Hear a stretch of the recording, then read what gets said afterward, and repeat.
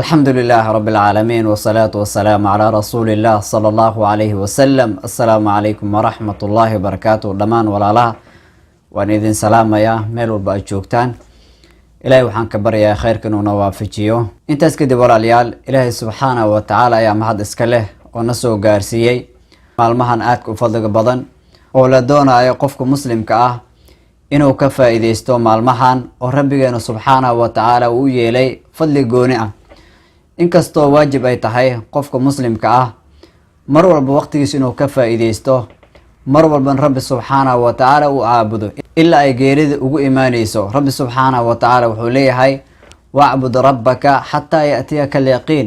rabbiga subhanahu wa ta'ala aabud, rabbiga subhanahu wa ta'ala cibaadis ku dadaal illa ay geerida kaaga iimaanayso. ayadoo saas tahay oo qofka muslimka laga doonayo mar walba inuu dadaalo ayaa haddana rabbi subhanahu wa ta'ala maalmo gooni ah ama habeene gooni ah ayuu fadli gooni ah ayuu siiyey oo fadli dheeraad ayuu siiyey oo la doonayo qofka muslimka ah habeenadaas rabbi subhanahu wa ta'ala uu siiyey fadli gooni ah ama maalmahaas rabbi subhanahu wa ta'ala uu siiyey fadli gooni ah inuu ku dadaalo oo cibaado uu laabo ayaa la doonayaa. marka waxaan doonayaa wax yar oo xasuusin ah inaan idin xasuusiyo maalmahan aadka u qiimaha badan oo aadka u fadliga badan rabbi subhanahu wa ta'ala uu yeelay fadli gooni ah. maalmahaasna waa bisha Carafo 10 maalmood ugu horeeyay ama bisha loo yaqaano Dhulhijja 10keeda maalmood ugu horeeyay oo rabbi subhanahu wa ta'ala fadli gooni u yeelay. waana maalmahan aan ku jirnay ama maalmahan bilaaban doono oo la doonayo qofka inuu ka faa'iideysto. fadligeed waxaa ka mid ah maalmahan fadligooda rabbi subhanahu wa ta'ala ayaa ku dhaaranaya marka koowaad. rabbi subhanahu wa ta'ala kuma dhaarto illa shay qiimo badan mooye oo agtiisa ku weyn. ilaahay subhanahu wa ta'ala wuxuu leeyahay wal fajri wa layaalin ashir. waxaan ku dhaaranayaa fajrka iyo waabarka ama subax markuu dilaaco iyo habeeno 10 ah. habeenadaas 10kan waa 10ka maalin ugu horeeyo bisha Carafa ama bisha Dhulhijja wey. marka maalmahan ama habeenadan rabbi subhanahu wa ta'ala ayaa ku dhaaranayo wuxuuna ugu dhaarnay Allah subhanahu wa ta'ala fadliga ay leeyihiin iyo qiimaha ay leeyihiin. nabigeena alayhi salatu wasalaam asigana waxaa ka sugan asigoo ka hadlaya maalmahan fadligooda iyo qiimaha ay leeyihiin ba wuxuu leeyahay nabiga alayhi salatu wasalaam ma min ayamin al-amalu salihu fiha ahabbu ila Allah min hadhihi al-ayyam. wuxuu leeyahay nabigeena sallallahu alayhi wasallam ma jiro amal la qabto amal wanaagsan la qabto oo ka fadli badan oo ka qiimo badan maalmahan amal la qabtay. yani amalka maalmahan gudahooda la qabtay ayaa ugu fadli badan ugu khayr badan. saxaabada nabiga ridwaanullaahi calayhim intay la yaabeen ayaa nabiga calayhi salaatu wasalaam su'aal weydiiyeen. waxay ku yiraahdeen rasuulka ilaahiyow walal jihaadu fi sabiilillah. xitaa jihaadka rabbi subhanahu wa ta'ala dartiisa loo jihaado, rabbi subhanahu wa ta'ala dartiisa loo dagaalamo, camalkaas xitaa kama fadli badna miya oo jihaadka rabbi subhanahu wa ta'ala dartiisa loo jihaado kama fadli badna miya maalmahan. nabigu alayhi salatu wasalaam walal jihaadu fi sabiilillah. xitaa jihaadka rabbi subhanahu wa ta'ala dartiisa loo dagaalamo loo jihaado kama fadli badna maalmahan. yani camalka maalmahan la qabto ayaa ka fadli badan.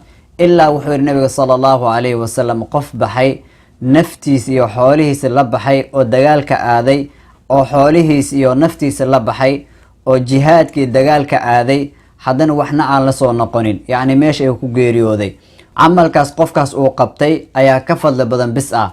yani qof intuu baxay naftiisa iyo xoolihiisa dagaalka geeyey oo haddana geeriyooday, xoolihiisina meesha ku baabi'iyay, waxna aan la soo noqonin, camalkaas bis ayaa ka fadli badan ayuu yiri nabiga sallallahu alayhi wasallam.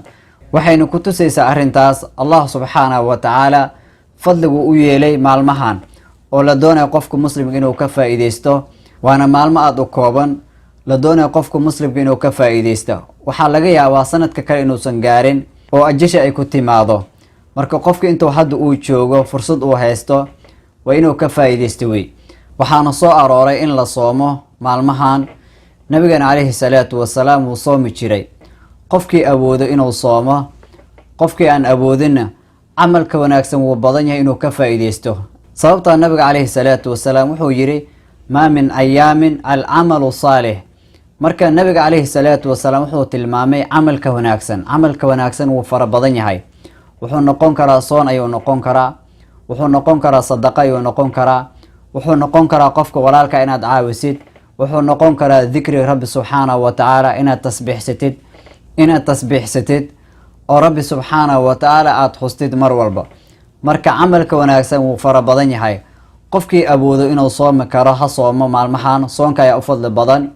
qofkii aan awoodina camalka wanaagsan wuu fara badan yahay, hala yimaado maalmahan, ha ziyaadiyo oo ha kordhiyo. sidoo kale waxaa muhiim ah oo la doonaya qofkii inuu siiyo muhiimad gooni ah maalinka ugu dambeeyo, maalinka 9aad, maalinka carafo markii la taagan yahay, qofka maalinkaas inuu ka faa'iideysto inuu soomo.